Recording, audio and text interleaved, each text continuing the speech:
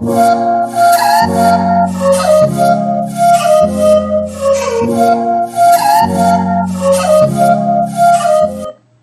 hello guys, welcome to my channel Himachali Wisdom. So in the today's lecture we are going to discuss about the different layers of the atmosphere. And in the last lecture we have discussed about the different types of the oceans that have resides in our Earth system. So हमने oceans के बारे में पढ़ा था and if you would like to watch my last lecture then I will give you link on the I button. वहाँ पे आप click करके मेरे लास्ट वीडियो को देख सकते हो. And if you want to watch my more history lectures and my geographical lectures and other quality lectures, then you can also subscribe to my channel and watch my those videos. So without any ado, without any delay, let's discuss about today's topic, that is the different layers of the of our atmosphere, that is the different layers of the Earth's atmosphere. So let's start. So in the Earth atmospheres, there are a total of these types of the atmosphere. So we have troposphere, stratosphere, mesosphere, thermosphere, and exosphere. So first question arise करता है कि atmosphere होता क्या है. So जो हमारा जो अर्थ है, जो अर्थ के जो सरफेस से अप टू 1000 किलोमीटर तक का जो एरिया रहता है वो एटमॉस्फेयर उसको बोलते हैं हम. तो 1000 अप टू अर्थ के सरफेस से 1000 तक के किलोमीटर का एरिया जो रहता है वो एटमॉस्फेयर के अंडर आता है. तो वो एटमॉस्फेयर एक तरह से ब्लैंकेट होता है और एक कवर अप देता है हमारे अर्थ को. फॉर एग्जाम्पल एक ब्लैक ब्लैंकेट होता है एटमॉस्फेयर, और इन इस एटमॉस्फेयर को हमने डिफरेंट लेयर्स में बांटा हुआ है. तो इन्हीं लेयर्स के बारे में आज हम डिस्कस करेंगे. तो जो अर्थ का एटमॉस्फेयर है वो अप्रोक्सीमेटली उसका जो 99% जो डेंसिटी है तो हमारे अर्थ के एटमॉस्फेयर की, वो उसके अर्थ के सरफेस से 32 किलोमीटर के एरिया तक ही कवर अप हो जाती है.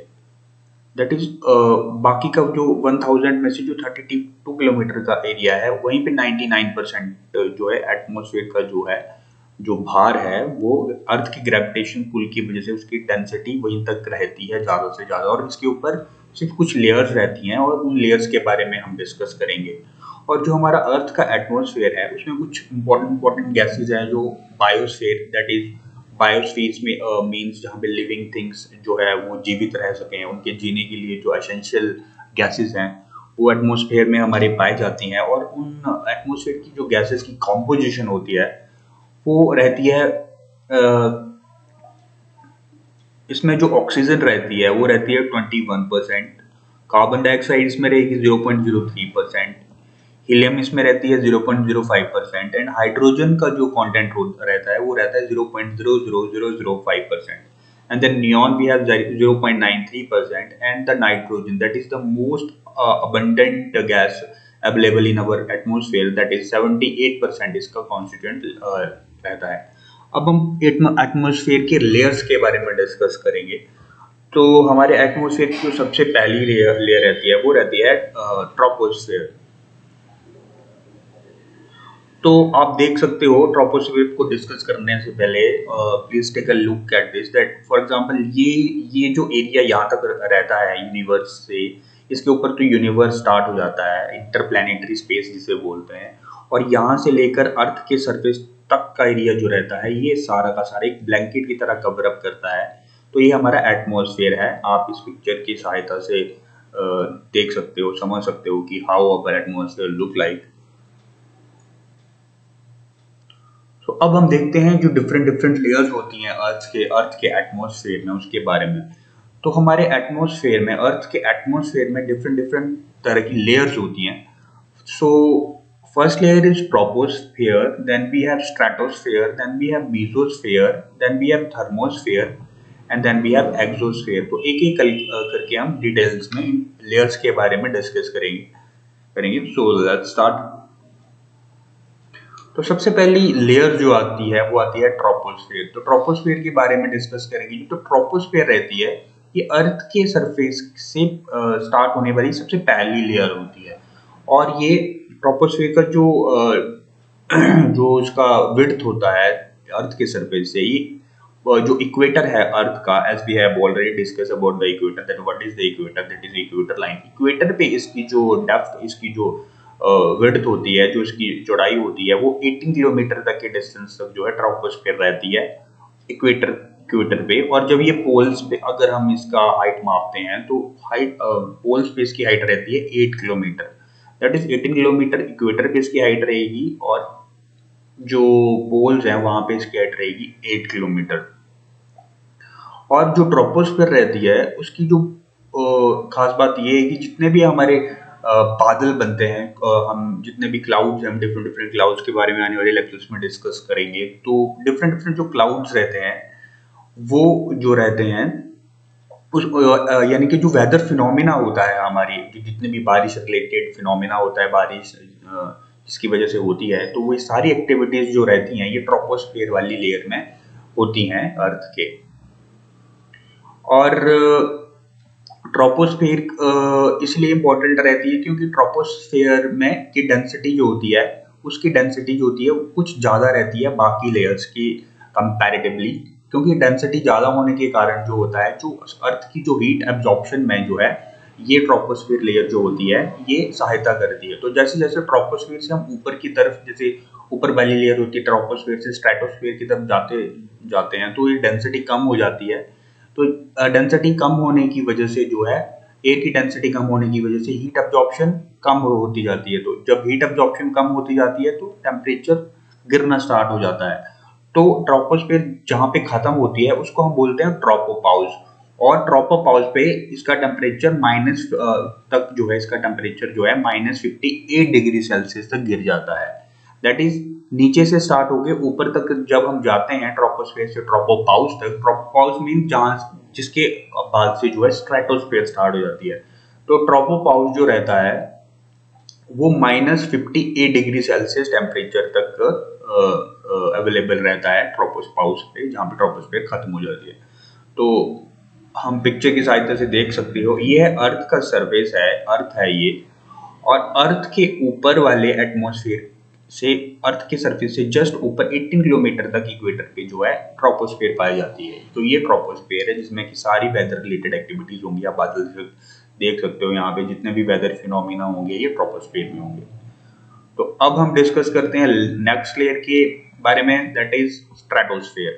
तो स्ट्रेटोस्फीयर होती है ट्रोपोपाउस के बाद की लेयर, दैट इज ट्रोपोस्फीयर के बाद की लेयर। जो स्ट्रेटोस्फीयर होती है ये ट्रोपोपाउस के बाद स्टार्ट होती है, और ट्रोपोपाउस से 50 किलोमीटर तक के एरिया तक जो है स्ट्रेटोस्फीयर रहती है। दैट इज अर्थ के सरफेस से 50 किलोमीटर, और ट्रोपोपाउस से 50 किलोमीटर तक का एरिया जो रहता है वो स्ट्रेटोस्फीयर को डिस्क्राइब करता है। और ये जो स्ट्रेटोस्फीयर होती है ये लिटिल वार्मर होती है जो हमारी लास्ट लेयर थी, दैट इज ट्रोपोस्फीयर से। क्यों वार्मर होती है? इसका टेम्परेचर अप्रोक्सीमेटली 4 डिग्री सेल्सियस तक जाता है। ट्रोपोस्फीयर इसलिए वार्मर होती है क्योंकि ये हमको हार्मफुल जो रेज होती हैं, अल्ट्रावायलेट रेज होती हैं सूरज की, तो उनसे ये हमको प्रोटेक्ट करती है, क्योंकि स्ट्रेटोस्फीयर में जो रहता है ये ओजोन लेयर की प्रेजेंटेशन होती है। तो फ्रॉम द एग्जाम पर्सपेक्टिव ये क्वेश्चन पूछा जाता है कि जो अल्ट्रावायलेट रेज हैं उनको एब्जॉर्ब करने के लिए जो ओजोन लेयर रहती है वो कौन सी लेयर में रहती है एटमॉस्फेयर की? तो stratosphere would be the right answer for this. तो very important question from the exam perspective. And जो स्ट्रेटोस्फीयर होती है वो सभी तरह के वेदर फिनोमिना से बिल्कुल फ्री रहती है, मतलब कि जितने भी वेदर फिनोमिना रहेंगे वो ट्रोपोस्फीयर में रहेंगे, एंड स्ट्रेटोस्फीयर में कोई भी वेदर फिनोमिना नहीं रहता है। सो इसलिए ये स्ट्रेटोस्फीयर जो होती है विदाउट एनी डिस्ट्रैक्शन, कोई भी इसमें डिस्ट्रैक्शन नहीं रहती है, तो ये फ्लाइंग कंडीशंस के लिए बिल्कुल सूटेबल मानी जाती है। तो जितने भी हमारे एयरक्राफ्ट, स्पेसक्राफ्ट उड़ते हैं वो स्ट्रेटोस्फीयर में उड़ते हैं, क्योंकि इसमें कोई भी इंटरप्शन नहीं होती है किसी भी चीज की। तो ये अच्छी फ्लाइंग कंडीशन जो है अवेलेबल कराती है स्पेसक्राफ्ट्स के लिए।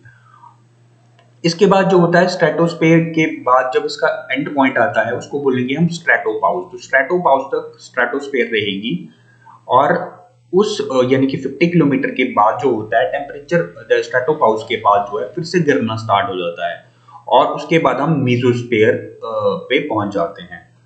तो आप पिक्चर में देख सकते हो कि ये था अर्थ का सरफेस, उसके ऊपर 18 किलोमीटर तक के एरिया तक की ट्रोपोस्फेयर, फिर यहाँ पे ट्रोपोपाउस स्टार्ट हो गया, उसके बाद ट्रोपोपाउस से 50 किलोमीटर तक के एरिया तक रहेगी हमारी स्ट्रेटोस्फेयर। स्ट्रेटोस्फेयर रहेगी यहाँ तक 50 किलोमीटर तक के एरिया तक, और यहाँ पे स्ट्रेटोपाउस तक रहेगी।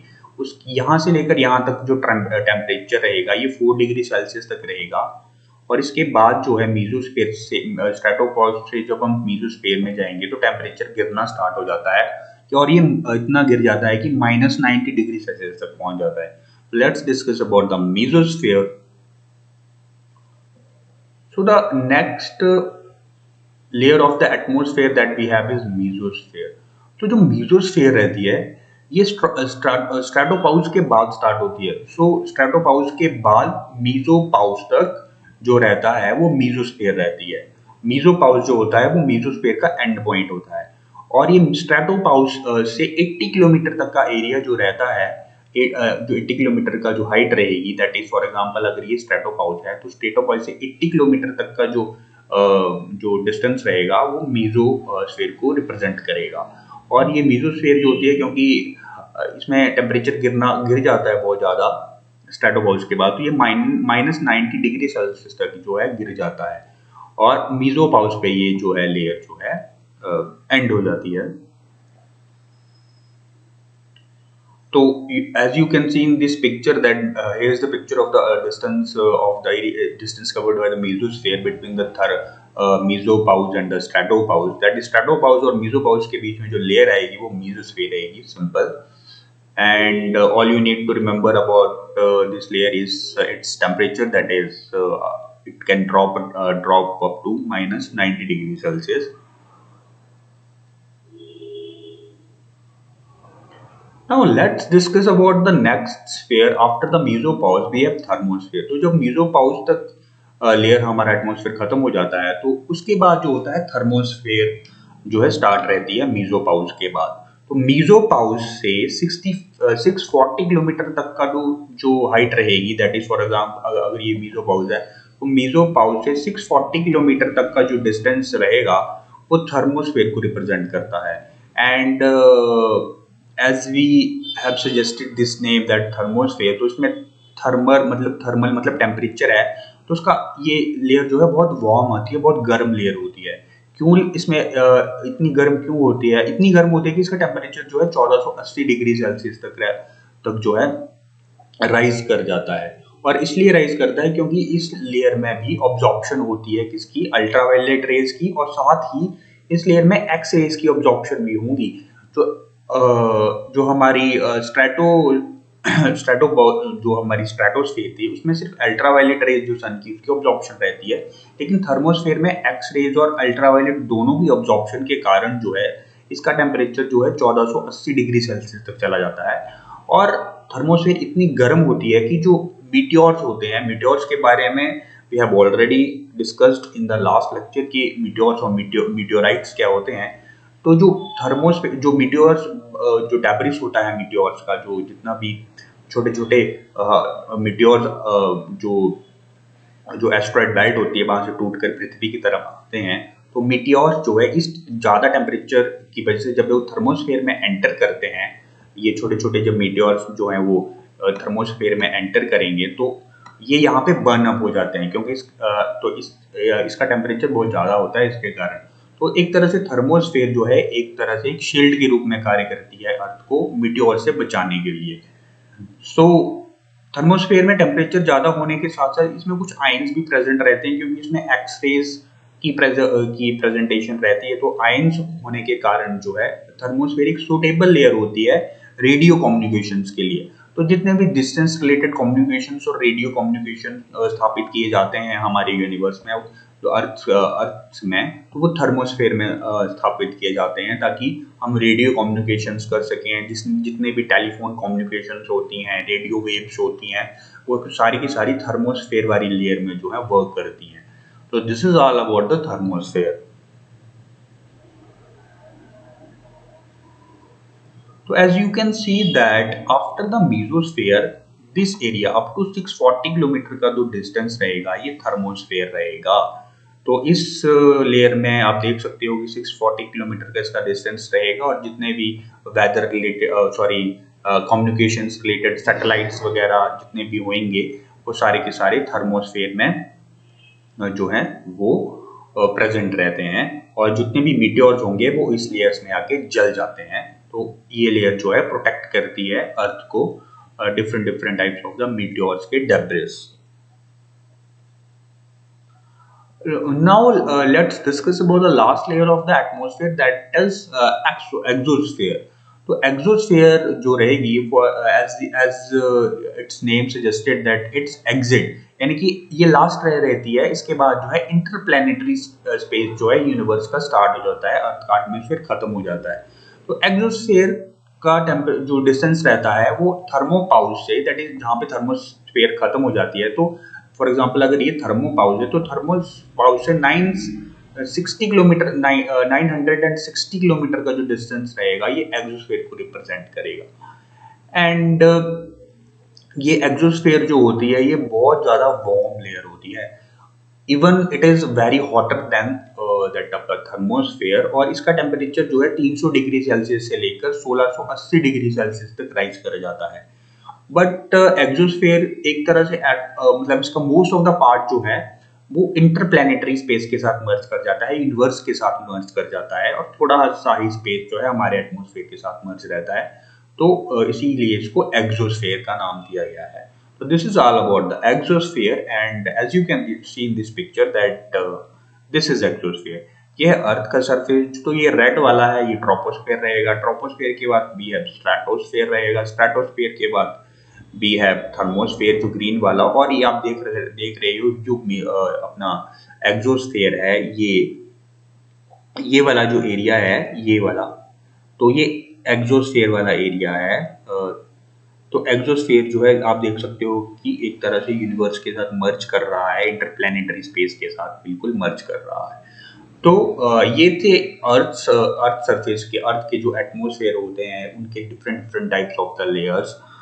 तो आई होप आपको ये लेक्चर पसंद आया होगा, एंड अगर आपको इस लेक्चर की रिगार्डिंग एमसीक्यूज के वीडियोस भी चाहिए then please do let me know in the comment section. I will make a video on the upcoming MCQs lectures also. And if you would like to watch my other history channel and history lectures and polity lectures and other important general knowledge lectures, then please subscribe to my channel.